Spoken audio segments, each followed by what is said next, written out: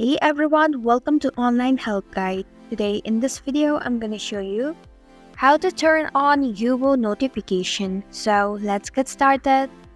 Begin by opening your Yubo app. Then tap on your profile icon at the top right corner of your screen. Now tap on the settings icon. There you can find push notifications option. Tap on it. And then tap on enable push notifications option. Then enable show notifications. And this is how you can turn on Yubo notifications. Thanks for watching Online Help Guide. If you like this video, hit the like button and drop a comment with any questions or feedback. If you are new, subscribe and click the bell icon to stay updated on the future videos.